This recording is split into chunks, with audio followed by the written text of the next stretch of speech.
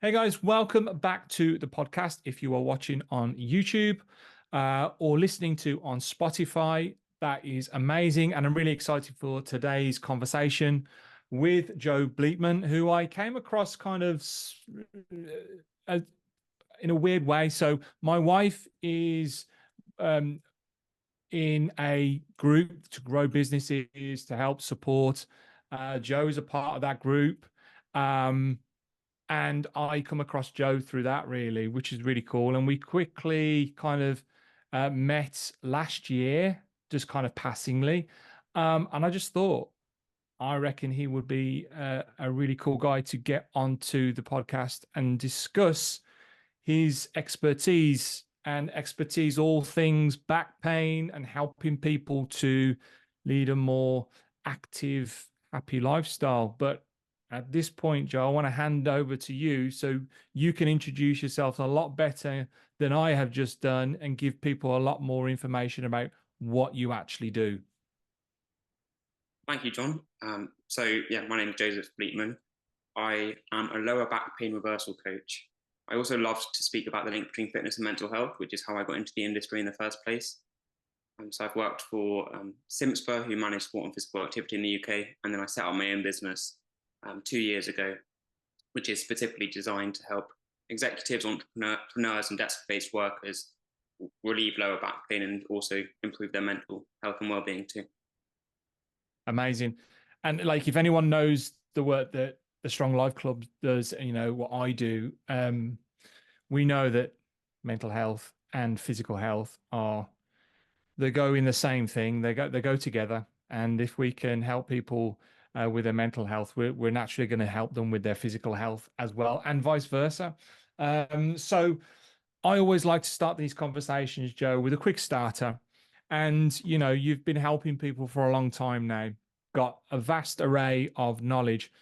I want you to give the listeners or the watchers some simple habits that have really made a huge change in people's lives, something that you think that's worked really, really well to improve the quality of the person's life, whether that is physically or mentally. I wonder if you've got any kind of like little things, that habits and changes people can make straight away. I'd like to start this with a story, actually. Mm. So when I finished school, and I failed all my exams. Actually, a year later, I won an award. I gave a talk about the link between fitness and mental health.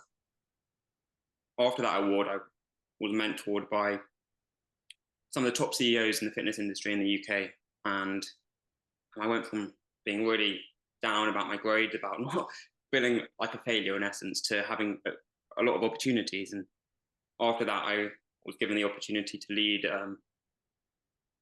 it's something called the Advocacy House, which was designed to help youth at schools in terms of social pressures through fitness, creativity, and different other methods. I got offered to do some speaking opportunities as well, but because COVID came up, everything fell through essentially. And so I went from low to high to low again. Mm.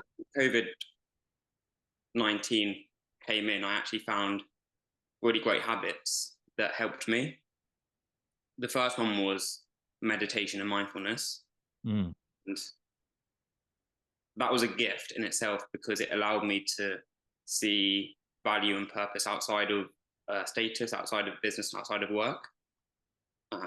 And therefore, whatever was happening in the outside world, it allowed me to not let that affect my self-worth. So I think the first habit that I would say is building a sense of self-worth outside of your status and your work and your business. And I did that through meditation and mindfulness and asking the question, who am I in relation to the universe, in essence? Yeah. But that can start with being more aware of your five senses and more aware of your thoughts, more aware of your emotions and feelings. That was the first habit that I built strongly during that time, which was very difficult for me. The second one I built during that time was I was reading a lot. So I read a lot of books in terms of self-development, personal growth, business. So the second habit would be to read, educate yourself in order to do the best that you can in life. A teacher once told me who taught me meditation. He said, "In everything that you do it to the best of your ability." So I went from having a lot of clout, as it were, and opportunities in the fitness industry to none. When I started getting back into things, I started working £10 an hour at a gym while trying to set up my business. I was cleaning the gym floor, I was doing the showers, and everything I did it to the best of my ability. So if I was cleaning the showers, I would do it to the best of my ability. If I was making the gym look nice, I would do it to the best of my ability. I did that while I was growing my business. But even with the little things, being able to do everything to the best of your ability, like how you do one thing is how you do everything, which means that will apply to every area of your life, and you'll just get into the natural flow state or doing everything to the best of your ability. The third habit that I built was finding purpose. Right. And a teacher once said to me as well, purpose is your pure pose. And I find that the purpose is intrinsically related to your talents. So, and your talents are intrinsically related to your traumas. So it's purpose, talents, traumas. So for me, for instance, growing up, I had a speech impediment. I had speech therapy. I had something called nodules, which meant lumps in my throat. I couldn't say certain sounds, and phrases, and it was very difficult for me. That made me more and more interested in language and studying language and communication, and eventually it started to turn more and more into a talent. And it's still something that I'm developing more of, but often I find that people's traumas come from their talents. So if I was to summarize what I just said into 3 habits, the first one would be mindfulness meditation. Mindfulness and meditation is the first one. Second one would be reading, developing knowledge on doing the best that you can with everything that you have. And the third would be finding a sense of purpose that's normally related to your talents and traumas. Yeah, I completely resonate and agree with that, Joe. I think meditation is I think, talking to more people about meditation and the importance of meditation nowadays can be really quite challenging, because with the noise that is the world, with so much going on, people quite easily say, well, I can't meditate, or I haven't got the time to meditate, which is such a shame, because the power of meditation is so powerful, but even more so nowadays with, like I say, the noise of the world and so many distractions and people getting pulled in so many different directions. And I meditate every single day. And one of my big things when I'm talking to people about meditation who may be a little bit kind of wary of it and don't think they can do it is, one, you don't need 10, 15, 20, half an hour, minutes to do it. You can do it in 60 seconds if that's all you have. And it can be pliable to however you want to do meditation, but however you're doing meditation, it is just essential for us as humans to be able to do that. And the great one with meditation, I don't know if you've come across this, Joe, when you're talking to people, but they think they have to empty their brains and not think.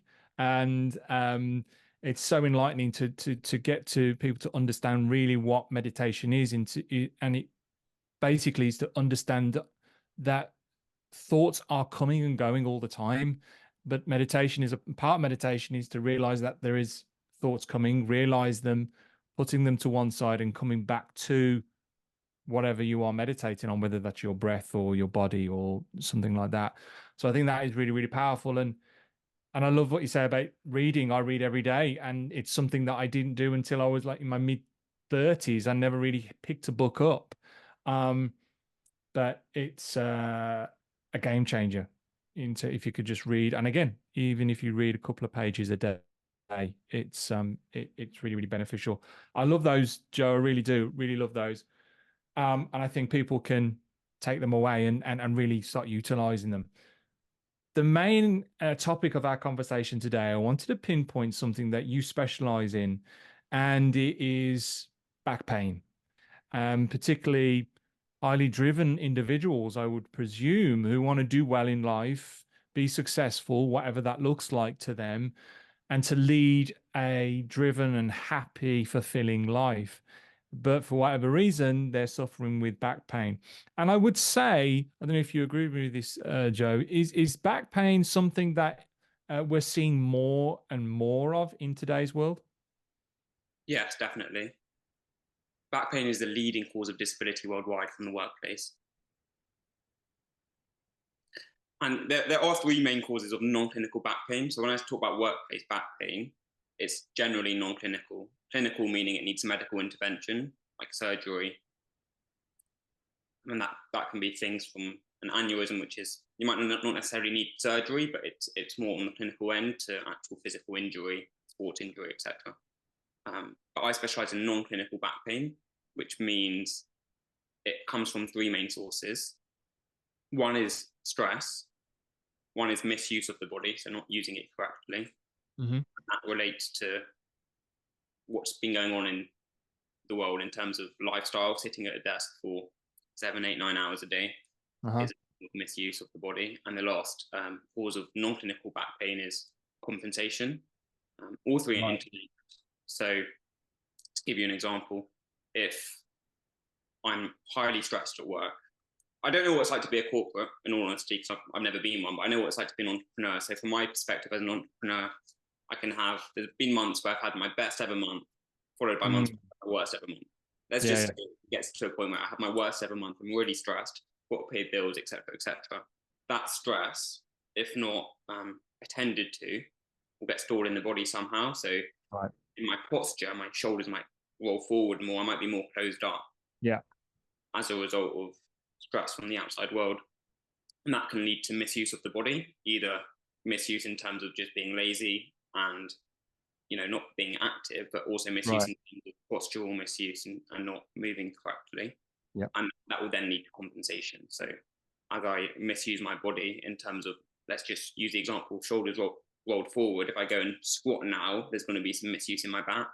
Yeah. And then therefore I'm going to compensate somewhere else. So it goes stress, which either comes from psychology or causal trauma, into misuse of the body, into compensation. So that's how I would, that's a framework I use in terms of non-clinical pain.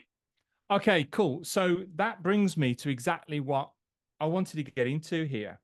And I think it's great that you clarified exactly, the kind of pain that you are trying to address and support and help people through.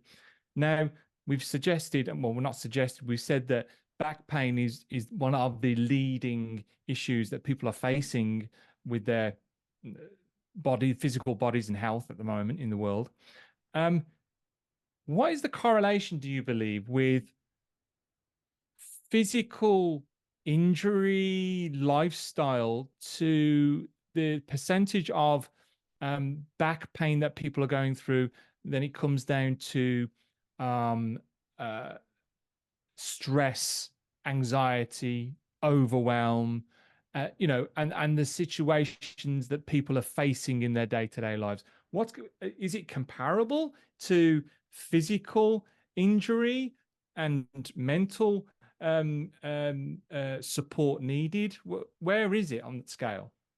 How would you define injury before I answer? Well, if someone's finding they are struggling with lower back pain, okay, if you take your cohort of clients at the moment, would you say most of them are from sort of, they're feeling that pain because of their lifestyle, their job, their current level of fitness?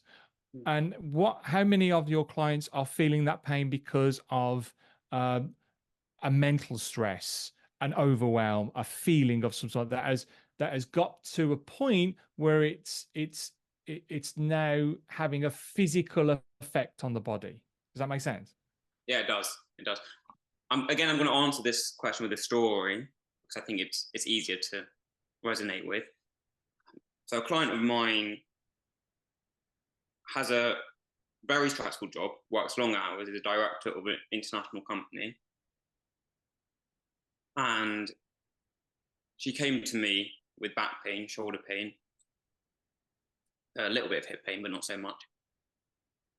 And I worked on, at the beginning, mostly on, I could see certain compensations in her body just from a professional standpoint. I sorted that out, and she was moving better. There was no physical pain anymore, but that was only like one layer of it. So yes, I fixed the physical pain, but if she stopped working with me, I reckon it would come back, because yeah, I think there was a situation between her work and lifestyle, and therefore the physical pain in her body. She continued working with me even though she was pain free, and as you know, I'm very interested in mindfulness meditation. So we worked on that a little bit, and the more we did, the more she opened up to me. And she said that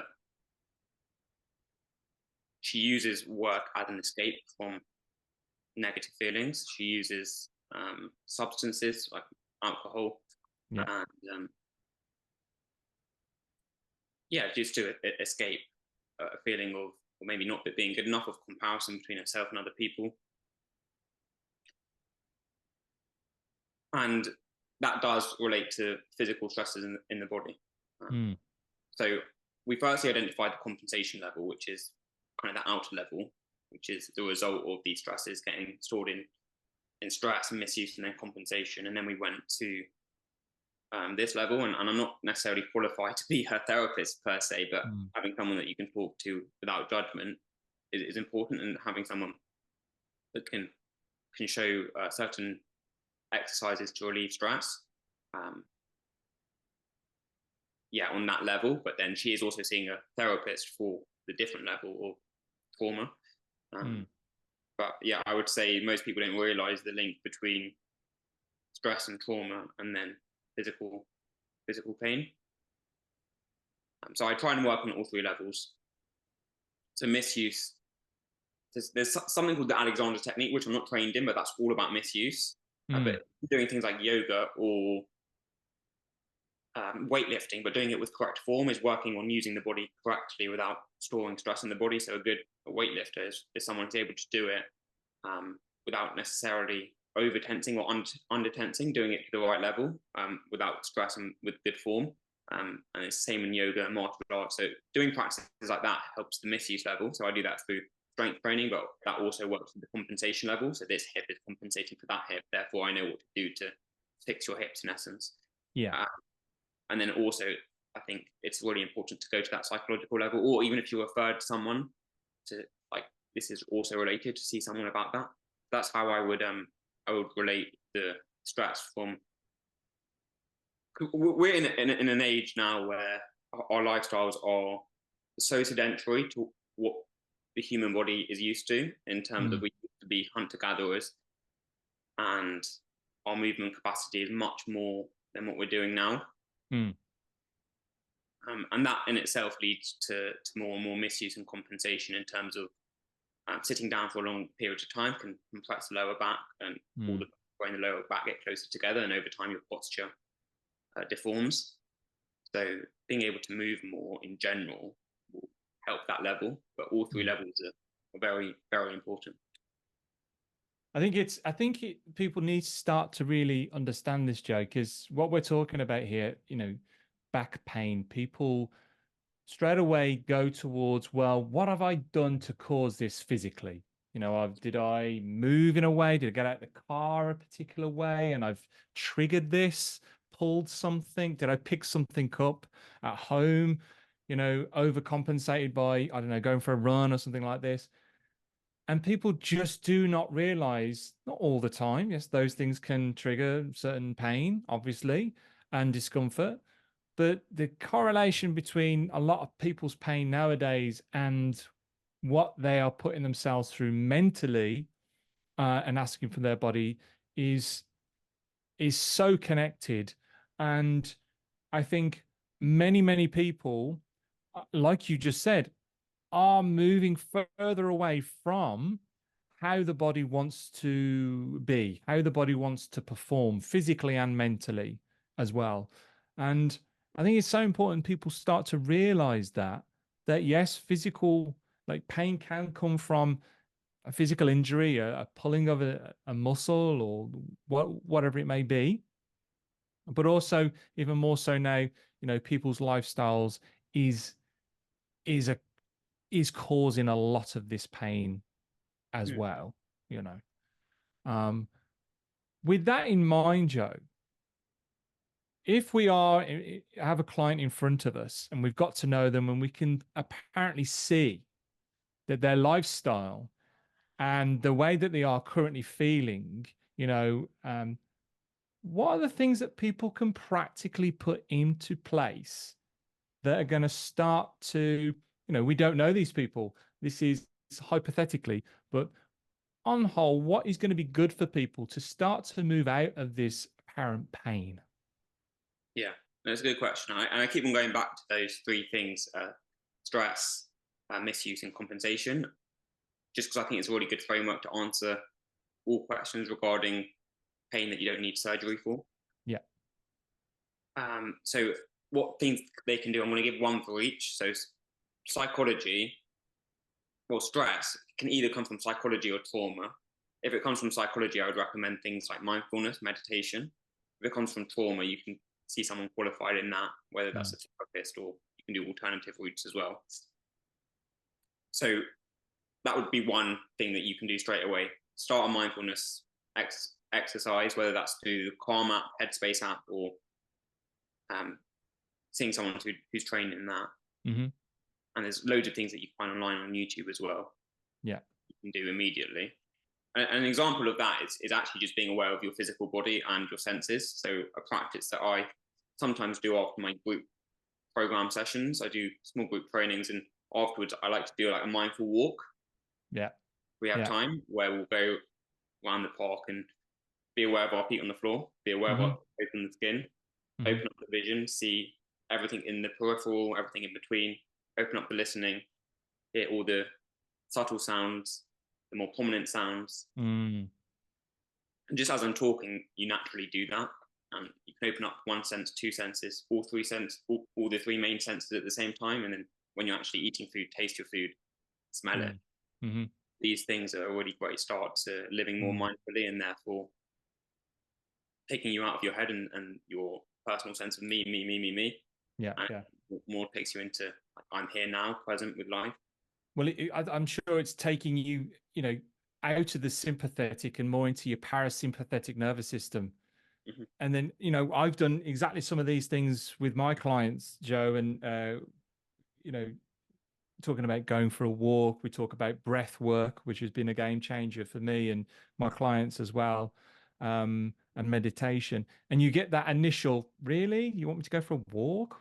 What's that? That's not going to fix me. But people have such breakthroughs when they go outside on a regular basis and start to go back to do that and go for a 5-minute walk, a 10-minute walk, wherever they can manage. And you just see this complete switch in them. Shoulders are relaxed. Their tone of voice is changed. Their whole physical being starts to change when you literally start to talk and embed some of these things that you're talking about. It's I don't think it's wrong of me to say that it is life-changing when we revert back to some of these daily habits that you're speaking about. Definitely. To go deeper in your question, which was what can we do?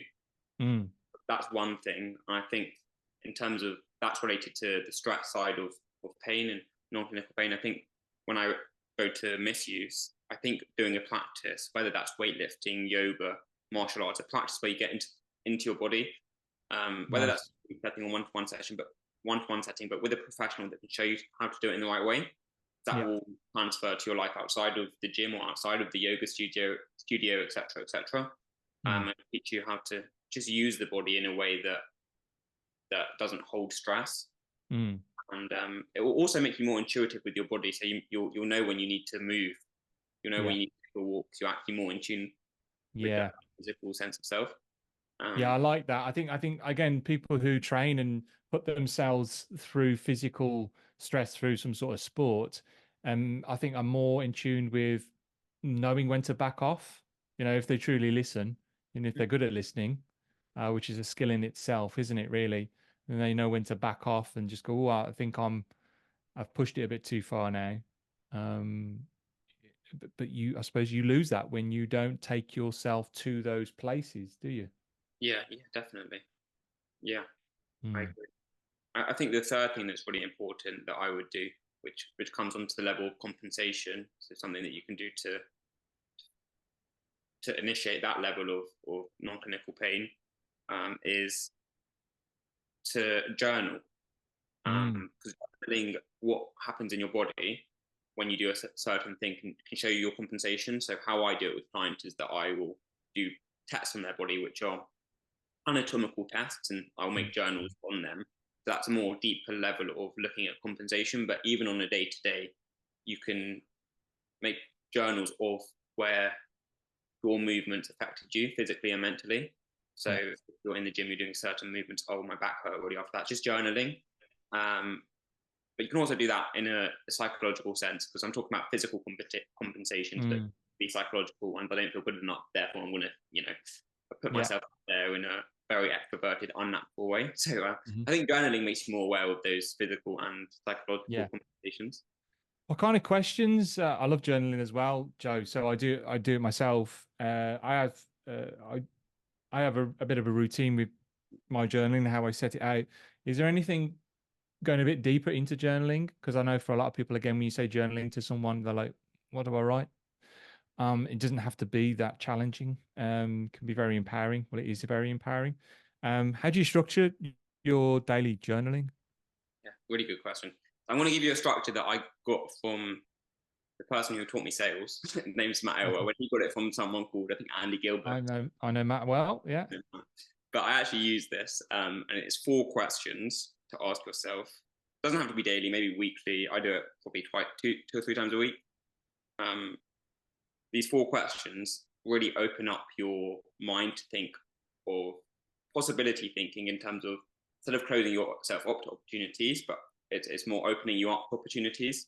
But also it puts your mindset in a positive place rather than negative. So the Hmm. first question to look at is, what questions can I ask myself for today to have the best day ever? And then you might think of, oh, what can I be grateful for, or Mm. what are the positives I can look for in myself. But Hmm. you automatically think of a good question that you can revert back to throughout the day. Yeah. The second one being, what positive I am statement can I say to myself today? And that can often be related to the question. So if you say, for instance, like, where can I find support in my life? Hmm. Your statement can be, I am supported, and that can make you feel a certain way, and bring gratitude as well. Yeah. Third question is, what helpful memory can I utilize for today? So you go back Nice. to a positive memory. And again, I like to make all 4 questions relevant to each other in Hmm. terms of answers to them. The last one is, what vision can I create for today? So could create a vision, a business vision, or a lifestyle vision. I want to go to bed with a smile on my face after talking to John. I don't know, I wouldn't be Yeah. going to this, but it could be anything. Or it could be, Yeah. connect with 5 new people. I want to connect with 5 new people so I can serve and help them with back pain, or whatever it is you do. So those 4 questions gives me direction for the day, but Mm. also a sense of gratitude and self reflection and purpose. So that's what I use for journaling. Yeah. I've tried different methods, but that one works really well for me. And I think that's important for people to hear as well, Joe, with like meditation, journaling, breath work, even getting out on a day-to-day basis to do some movement. It has to, all those things can very easily sit within your current lifestyle, how you want to form your lifestyle moving forwards. I journal every day, and I very similar. I have 3 questions, so I'll read a little bit and I'll journal on what I've read. Uh, Usually it's some Stoic philosophy, Marcus Aurelius, Seneca, something like that, and just gives me a reflective something to write about and think about. And then there's 3 questions. What one thing? So there's just one thing that I want to do today, and it's not always necessarily business related or work related. It's just personal life. It's like I want to. One thing today is I'm going to get home on time and I'm going to cook a really nice meal. That like if I do that, I know that day has been a success, and it is a success. So that's the first one. The second one is, what am I grateful for? Which I think gratitude is so powerful, of alleviating physical stress, pain as well, and knowing what we're grateful, what we've got already in our life. And then the last one is values and principles. What value and principle do I want to show the world today? I mean, that's very, very powerful because again, it brings you back to self. It brings you back to the person that you want to be, and you essentially are anyway, but reminds you of those values and principles, you know. And I just love the fact, Jo, that we're sitting here talking about back pain, and we're talking about all these mindset shifts, and going for a walk and being in nature and meditating and everything. I think it's amazing. Yeah, I feel people don't make that connection enough. But I think as I work with more and more clients and more people, this is the stuff they need more of. Like, yes, they need to physically get stronger because their body is telling them, I can't cope with what you're asking me to do. I need to get stronger. There is that, and going to the gym, whatever that looks like for the individual, and doing some exercise and everything, and eating the right foods and everything as well. But I think it's even more so now. People are starting to realize that the mental aspect is at the bottom of most people's pain as well, at the end of the day. So what I wanted to do now, Jo, is let's take that individual who's finding themselves sat at a desk for large portions of the day. What physical things, and they're feeling in discomfort, and obviously it's nothing to do with needing some sort of surgery or something like that, but they're starting to feel tighter. They're starting physically tighter. They may have done some of the meditation and started to sleep better and make changes there and all that stuff that we've been speaking about. What physical things can people start to be mindful of and start to do? Really, really good question. I'm going to start with what not to do. Yeah. I like it. Easier. Don't go into too high level workouts, which is a problem that I sometimes see. I want to give you an example of a client. It just makes it easier for me to explain. A client came to me and he tried yoga and Pilates and all these things, which I really value a lot, and I practice a lot of yoga myself, but he said it made his pain worse. And yeah, most people think, well, I want to do yoga or Pilates because it's going to help me, and it can if you do it in the right way. But my point is that a lot of yoga sequences, if it's not one-to-one especially, can be quite generic, and that could also be going to a weightlifting class or whatever. It doesn't have to be. This example, I'm using yoga, and you're doing big stretches and also functional movement in most yoga practices.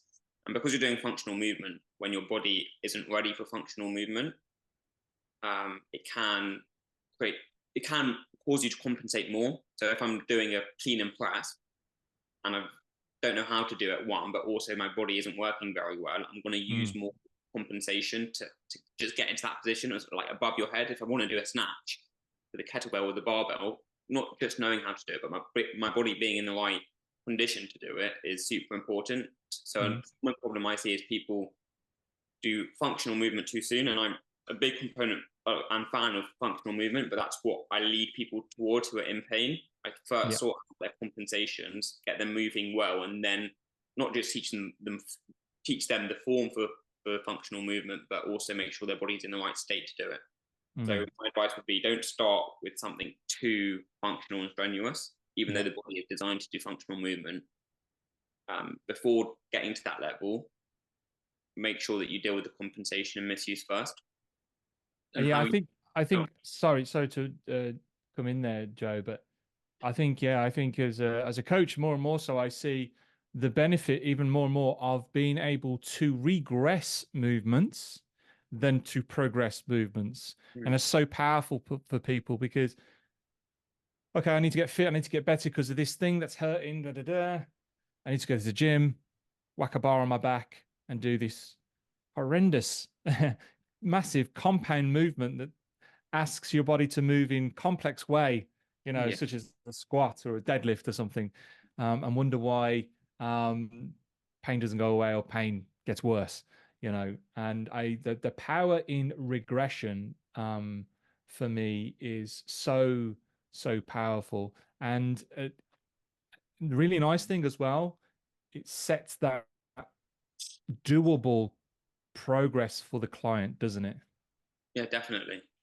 One of the things that I quite like about my group program is that I have people at different levels, but I do it in a way doable and bespoke to them. But you can see when someone's at a different level, like they're doing functional movement, but this person isn't. Mm-hmm. But you can see where you're going to, which is quite nice. Lovely. Yeah. One-to-one setting, I can just show them where they're going to. But it's good Yeah. to see, oh, I can get there. Whereas I sometimes see a lot of trainers, not like calling anyone out, but like going there too soon, and therefore it's more commonplace for injury. Yeah. And I think that it's because they haven't been trained to the extent of this could be making things worse, and assessing the body in particular ways. Well, I think that's so powerful, Joe, because if you walk into most gyms, I'm not saying all gyms, but most gyms, there for most people, they could be quite scary places. They could be quite overwhelming, and oh, can I go over that area there? Can I use this? And really, if we think about it, these spaces, these gyms, really should be a place of education, really should be a place of empowerment and progression, whatever level of progression that may be for the individual. And I think what you've explained there is working with an individual. Yes, it may be in a group scenario, but showing them, first of all, why we're doing this, what are the benefits? That's a big one for me. People need to know, why are you getting me to do this split squat that's really difficult? Like, and what are the benefits from that? And then where are the progressions that you can push that to? And it's great that you've got someone on the other side of the area doing the progression. They can see that and thinking, wow, at some point, if I keep doing this, I'm going to get to that point, and now all of a sudden you've created this educational empowering environment, which is the complete opposite to what most people are think of when they think of gyms and that kind of environment. Yeah, true. Yeah, people are self-conscious going to the gym, and yeah, I mean, why do you think that is? I'm not really. I mean, I have a few reasons, but I'm conscious that I've been talking quite a lot, so I wonder, like, No, not at all. why do you No, think that? I've thought about this a lot, and I've actually took the time to stand in some gyms and just think about this. And for somebody similar to you, who's spent most of their adult life in a gym, going in and out of gyms, I can go into a gym and train if I don't really know the gym, it's a new gym, I can do that. But even I, at some points, have felt intimidated and felt quite uneasy, and I think it's down to quite a few different things. I think one, gyms nowadays are, let's be honest, huge, massive. There's so much choice, so much variety. There's electrical equipment going on, like when I say electrical equipment, I say cardio equipment, something like that, rowers and cross trainers and running machines and all sorts of stuff. Then there's cable machines. Then there's free weights, and then there's group sessions going on, and there's a swimming pool, and there's it's like there's something that looks like a climbing frame in one corner, and there's all this stuff going on. So anybody walking into that the first time it's really, really difficult. Also, you've got this idea of how you should act and be in a gym, which is, is a real concern for me. You've got certain individuals that go to certain spots in the gym, and you think, well, I can't go there because they're there. I have to look a particular way. I have to dress a particular way, and a lot of this is brought on from social media and what the apparent norms are for going to a gym and training and exercising. So yeah, I think it's just a huge mess of all sorts of things going on that is really stopping a lot of people from embracing some great facilities that are available now to better themselves and to get better. Yeah, I think the social media point's interesting because that's something that I found myself when I got into strength training and the gym. It did come from a place of pain before that. So there was a point where I was 16, 17, and I just didn't feel good within myself. reasons why was maybe I didn't feel talented in any way. I felt that I was just spending all my life trying to pass exams that Yeah. weren't suited to my personality style, as it were, and I wasn't really doing anything that I enjoyed. I just didn't feel good within myself, and that led me to fitness, strength training, and also meditation and mindfulness before the pandemic as well. But I just got into it further during the pandemic. So I got into the gym, and it was a really positive thing for me. But I think during that journey as well, because a lot of my training was self-taught and through YouTube, and there's a lot that you can use on YouTube. But most of the things I was watching, it's like people doing deadlifts. And I've struggled to find someone teaching me to do a deadlift with their t-shirt on. It's like, I was just about to say the same thing, Joe. Then, yeah, someone actually dressed themselves whilst doing a deadlift. Exactly. But it makes you feel like, I need to look like that, and then it became obsessive for me, and I was, really obsessive with calories, like all of this, and it wasn't good for my mental health. Over time, I realized that, even though the gym in itself is a very positive thing, it kind of went into the negative direction of comparison and also trying to be something that I wasn't. That's how it affected me, and that's the main negative for me in terms of because that actually pulled me away from the gym as well. Like, maybe this isn't good for me. But when I went back to it, I was like, no, you just got to do it in the right way. Yeah, exactly. Find your own path, find your own way. Well, listen, if we can keep people like yourself in gyms and helping people, I know you don't just work solely in person in a gym as well, but if we can keep knowledgeable people like yourself in that industry, it's going to be a much better industry, and more people are going to get the help that they need. So it's very important that you keep doing what you're doing, Joe. Listen, I could talk to you all day, particularly about, people being in pain, in back pain, and we've talked a lot about the psychological issues that people are facing that can be causing pain. I wanted to finish on just one question. I wanted to ask you, what books are you currently reading, and what you suggest for people to read? Okay. put you on the spot there. Yeah, put me on the spot. I actually normally read several books at a time, so it's hard for me to say which one. But I'm reading a book right now called Radical Candor, which is all about speaking your mind, pretty much saying what you mean and not avoiding awkward and onward conversations, as it were, which is something that I'm working on. I think in terms of a leadership perspective, whether you have like a team of people that you work with, or just in general with me and a client, for instance. I think being able to get to a level where I don't get in just like the friend zone, where it's like just making them happy and not pushing them. So it's really having that ability to have a difficult conversation is what it's teaching me. And what was your follow-up question? What would I recommend people to read? Yeah, absolutely. What would you recommend someone to read? Yeah. In what context? In terms of like psychology, fitness, or just anything? Just being able to open their mind to new ideas, new thought patterns, to feel like they are finding some space within the noise. Don't want to make this too deep, but find that,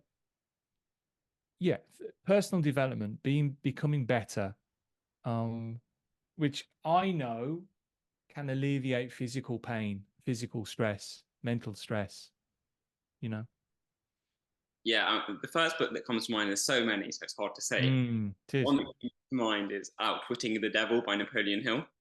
Oh, I've heard of that one. It's really good.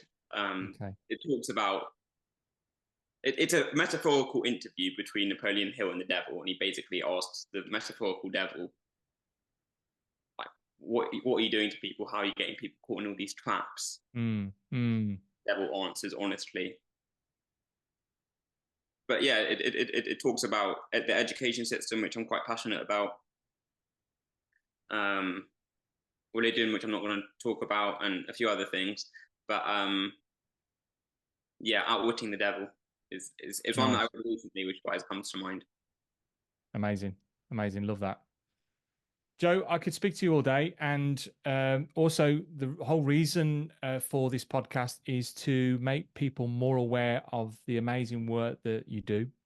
So please take this opportunity to tell people where they can reach out to you, where they can find out more about what you do, and can take some steps to making a huge, beneficial, long-term change to their lives and quality of life?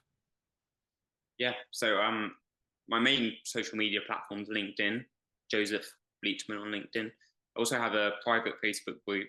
It's conditional if you answer the questions that are there in order to join it. But that's called Simple Exercises to Relieve Lower Back Pain. And I share exercises as well as philosophy. And yeah, if you want to join my email list through the Facebook group, you can put your email there, and then you can join my email list where I talk and give top golden nuggets on back pain reversal and also the philosophy of that. In essence, what we there as well. So those are the main places I would go to. I also do bi-monthly masterclasses that you can find on my social medias. That's amazing, Joe. Thank you very, very much. I think we'll need to do another podcast, and it'll be solely around philosophy and personal growth and development. Then that'll be a good one. Sounds fun. Definitely, definitely. Listen, Joe, thank you for your time. Fantastic. And yeah, I'm sure we will speak soon. Thanks so much, Sean.